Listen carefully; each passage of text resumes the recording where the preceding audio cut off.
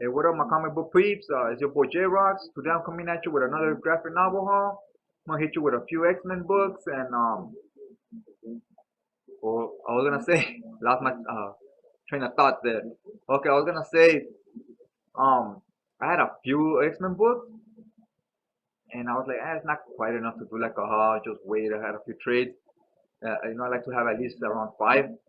And then I recently got this one right here, Wolverine, the Jason Aaron run, volume three. I really enjoyed volume one. I read it; it was pretty good. So I thought I said I was gonna get the rest of them. This volume three. So I just need I believe there's four. So I just need one number two and number four. And I'll be done with that run. But yeah, nice chunky book.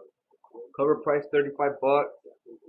Again, got this on Amazon on the overstock thing for I believe it was 8 total with shipping and everything. These are covered by David Finch. It's one of those artists that sometimes I really enjoy his art, and sometimes it's like, sometimes I could take it or leave it. Now the only bad thing about these is they're not written in like for example, it's a bunch of different stuff all over the place, but it's all written by Jason Aaron. It's not one complete run of like Wolverine issue 1 through 25 or a run where he worked on it from 1 to 50. Like it's nothing like that. This will be like a bunch of different titles that happen to include Wolverine that he worked on, and they're all mixed in here together. So the first story might not necessarily have nothing to do with the second story, if that makes any sense to you. This is the back of it. So basically, it's about 400 and I believe 480 pages. So it's basically three trades. It's 350 or so page trades. So you basically get three Jason Aaron trades in here from different titles. This includes Astonishing Spider-Man and Wolverine issues 1 through 6. Then it includes Wolverine 2010 series issues 1 through 9 and Wolverine Road to Hell issue 1. All written by, of course, it's the Jason Aaron one, so they're all written by Jason Aaron. You have on the first storyline is the Spider-Man one drawn by Adam Kubert. The second storyline, Wolverine issues 1 through 9, drawn by Renato Guides. And Wolverine Road to Hell, drawn by Jackie Paulo, I believe it says. I'll put them there in case you wanna. Those are the artists right there. Yeah, so a lot of different artists. Some are okay, some are better than others. I like Adam Kubert's art. I'm a fan of his work. The rest of the artists were none of them really stood out as being really bad, or they also didn't really stand out as being really great either. They were all just average. But I haven't read it yet. I just flip through the pages to check out the art. But I really enjoyed that first one. It had some nice stuff going on there. All right, the next book is X-Men X Corps. It's covered by Ian Churchill. It's written by a lot of different writers because a lot of different stuff going on here. Sean Phillips, Tom Rainey, bunch of writers. Oh no, just one writer, Joe Casey, bunch of artists, bunch of pencilers. Joe Casey is the writer on this whole series. It runs from issues 394 to 409, so it's a good chunk of the X-Men run. Now this has some artwork. It has a lot of different artists, but some of this is Ashley Wood, which is the main reason I picked it up. Has some Ashley Wood art, which I'm digging her style. I like it. I first heard of her through the Metal Gear Solid comic book series. It had her art. I liked it. It might not be for everybody, but well, let me show you a few of the interiors so you could get an idea of what I'm talking about. Grant Morrison collection. It's volume 1, volume 2, and 3. So you could collect his whole run on the X-Men in 3 trades. I might consider buying these because I had no interest before, but they connect with this title. So I might get them. They were running around the same time, but this was on the main X-Men title, and the other one was on the Uncanny X-Men. No, this is the Uncanny X-Men. The other one was on the regular X-Men, the 1991 series. was around. I check out some of the other artists here. This was around in a time when we were getting a lot of as far as coloring, getting a lot of new technology with the computers and new color programs and so forth. Now we went from having 3 types of blues to having like 50 different types of blues we can use. So a lot broader option as far as colors and shadings and so forth. So it reflected on the art. They're still figuring out this new technology around this time. So a lot of the coloring looks weird sometimes. It's definitely this was in between some of the old style art and what we have now. This was right in between the beginning of that technology. So sometimes it shows. Sometimes like here it doesn't look bad, but sometimes you could see it looks a little weird. There's Nightcrawler. Now let's get to some of the Ashley Wood stuff. Okay, there's some of the Ashley Wood art. I also have a Spawn like omnibus type book. She worked on the art there, written by I believe it was Steve Niles. Now this type of art, it works real well with Spawn. It's a darker character, darker storylines, especially like Steve Niles. He fits that book pretty good because he also has like a darker tone on his storytelling. So this art works real well there.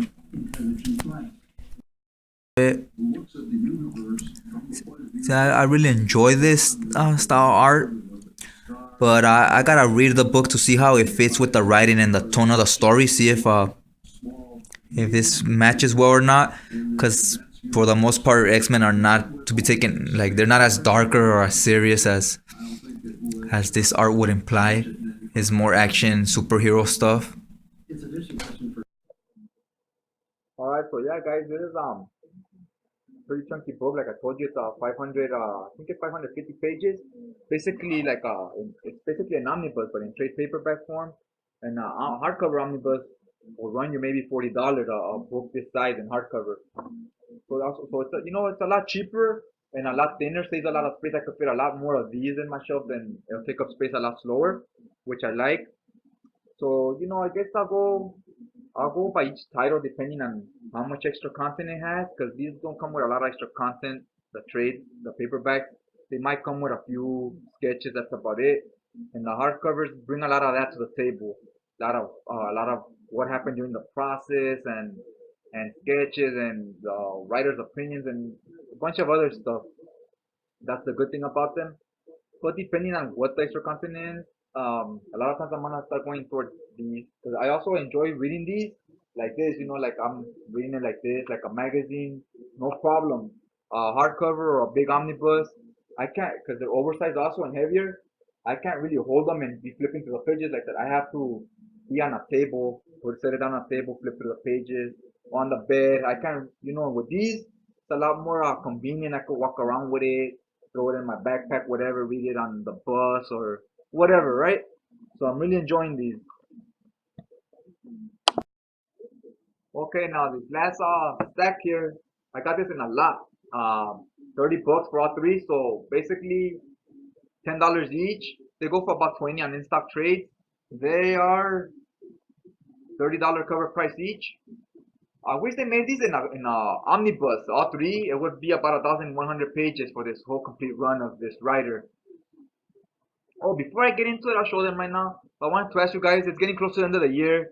You have any New Year's resolution goals for next year, 2016 goals, comic book wise and non-comic book wise? Like any runs you don't currently collect or you plan on working on next year, something new, something different, any new titles? I'm almost done with my X-Men stuff, so my goal is I'm thinking what new title to start on. It is the first book. It's X-Men Matt Fraction collection, the complete collection, volume 1. Cover art by David Finch. Not a fan of this cover. Does nothing for me. Just a spine on these. Some people like to watch these. I know I do. When I see videos, I like it when they show the spine, just to get an idea of how thick the book is and how it will look when it's on the shelf.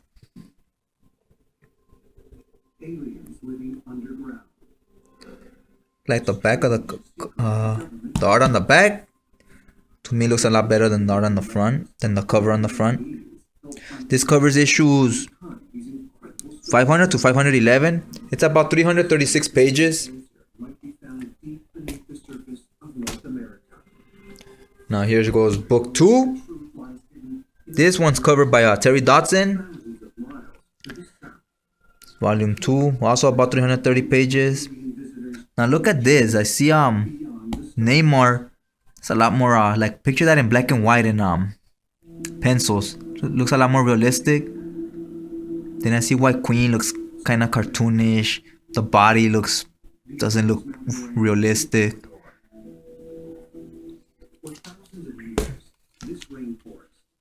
Then I see the back. I see Wolverine. He looks, looks kind of realistic as well. Obviously with the coloring and everything looks more cartoony.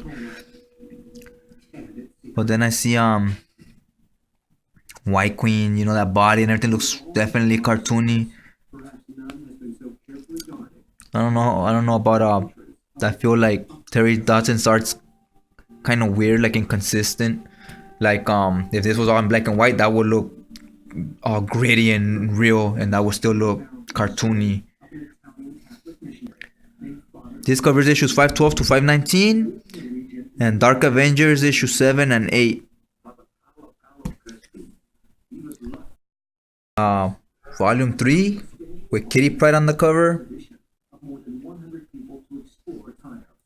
Yeah, I told you on his Terry Dodson's covers I'm not a big fan of, but I do like his interiors, so check out some of this. Look at their Psylocke. I'm not a fan of how she looks there, because she's supposed to be like skinny and slim, not as curvy as some of the rest.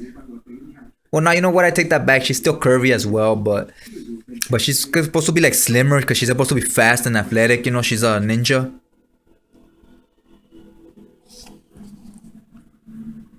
Look, some of that art looks pretty sick, pretty wicked, and then the covers are but I do like his interiors. Look at that. Looks awesome right there. That Colossus as well. Yeah, so I'm digging his interiors. I do like his work. I just not a fan of it in the covers, and vice versa. Some artists, I really like the covers they do, and I'm not a fan of what they do with the interiors. Oh, that's some real good artwork right there. Okay, now this one covers issues 520 to 522. Then it skips issues 523, 24, and 25. And it goes to 526 to 534. It skips those issues in between because you would buy the trade X-Men Second Coming. And in that trade, it includes those 3 issues because they're part of they're a tie-in to another storyline that was going on. Which, now if I could find that trade on the cheap, I would get it. Because it will fit in with these stories. But you don't necessarily need it. That's what I like about the trades. See, like it left those out so that you could continue the story without involving that one in between. I like trades do all that for you. They fix everything in order, so you don't have to worry about, like, if I buy the singles, I would have bought those issues in between, and it would have been gaps in the story where you're like, hey, what the hell's going on? And you would have to hunt down other books. This way, you just go buy that other trade. It will include those 3 issues, and I believe it was some X-Force tie-ins. Don't quote me on that. I'm not 100% on it. But yeah, guys, this is these are in really good shape. I got these, I told you, at $10 each. And obviously the person that owned them took very good care of them, bought them used on eBay. But they look in better shape than some of the stuff I get from Amazon. You get great prices on Amazon when it's overstocked material items. But they're always like damaged from here, and a lot of it's with the shipping, because Amazon has like really bad shipping, really bad packaging when they ship your stuff. Okay, guys, now like I was telling you, I brought this up in a few videos. I kind of wanted to get into that fantasy realm with dragons and wizards and all that good stuff, right? So I know I was like, which ones? There's a few out there. There's Dungeons and Dragons. There's Red Sonja. I was leaning towards Conan. When you think fantasy, you think Conan. He's like an icon in that universe. I'm a big fan of Lord of the Rings, which is fantasy, but it's a little different than your Conan stuff. But you know, they both involve a lot of wizards and dragons and orcs and trolls, whatever you want to call these mythological stuff, right? So look to next year, 2016 is probably gonna be I'm gonna start off with some Conan stuff, and I'm not sure. I haven't exactly built a list of what Conan books I want yet, what writers I want to work on, or artists or whatever. So I'm still kind of doing some research of what it is I want to gun for. But definitely look for some of that. And what about you guys? Is there any runs that you don't collect right now, but you're thinking of collecting next year? Any titles? Um, oh, also, what about outside of comics? You have any New Year's goals? I was thinking I got me some of this, you know, some creatine. Says 90 or 80 servings. So that's you serve yourself once a day for 80 days. That's 30, 60. It's about almost 3 months. Got this for $10 at Walmart, guys. So for $10 you get almost 3 months worth. Obviously you're like, does it work? Well, obviously I don't know yet. I'm barely getting it, but you obviously gotta work out and take it. You can't just take it and it's not a magical potion, you know. Feel me? It's not. It doesn't work that way. So I was thinking to do like a little thing. I want to do like I would work out and do a video every week or every 2 weeks. Maybe take a picture, whatever, to see my progression. Then the next week again. This is more something for myself, so I could look through the videos and see if I'm getting any results, if it's working or the exercise routine I'm doing is working. So I was thinking to do something in that realm. That's kind of my New Year's thing. And I don't know if because this is mainly a comic book channel. Once in a while I talk sports or something else, but it's mainly comics. So I was like, I don't know if that's something you guys are interested in watching. I don't know if I should add it on this channel, because this is something I also want for myself, you know, to keep tabs of the progression. So I'm like, I don't know, or if I should open a new channel and do this and other stuff, you know, maybe talk video game sports, like other stuff that's not comic related. So I don't know, maybe I just cram it all into the same channel, or if I should you know, keep it separate in a different video. Let me know, guys. What do you think about that? Would you be interested in watching any of that if I was to post it here, or should I just keep it separate, make a new channel? Cause you know people don't want to watch this shit, right? I don't know. That's why I'm asking you guys. I'm still on the fence. I'm not sure. I'm definitely gonna do it. I just don't know if it's gonna be on a new channel or if it's gonna be on this channel.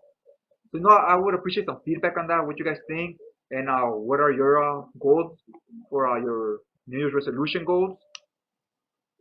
Oh, also, let, oh, you know what? I'm starting too far off course. Let me get back to the books, guys. All right, guys. Also, planning to have a live hangout sometime next week. Nothing set in stone. Still trying to set a date and time. It's gonna be like end of the year wrap up about you know, how 2015 treat you guys. You know, treat you all right. You know, did you get your books you wanted? Did you enjoy them? What was a big letdown that you didn't enjoy? What video games, movies came out? You know, touch on a lot of different stuff that came out this year, and or that you got this year, that you experienced for the first time this year. And also, you know, what do we have to look forward to for next year, for 2016? Anything got you excited? Any news that about stuff that's coming out in 2016? So, you know, that sounds interesting to you, something you might want to watch. You know, stay tuned for that. Also, if you're not subscribed, hit that subscribe button so you could get the updates and so forth. And if you're interested in joining this conversation, you know, post message me on the bottom. Let me know. Hit me with a message, and I'll let you know once we figure everything out schedule wise. See if it works for you. Hopefully, you can join. Trying to keep it around 4 people or so. And I'll try to keep it a little shorter because if you saw the last hangout, it ran pretty long. You know, sometimes you get in conversations and you just lose track of shit. So I'm trying to keep it. I'm trying to keep it around 2 hours, so that when people watch or if they don't watch it live, when they click on it, it's not too long, and they could hopefully that encourages them to stick to the end, to watch to the end of it. But yeah, guys, that's about it. So like I told you, stay tuned for that. And yeah, that's all I got for you today. And I'll see you guys next time.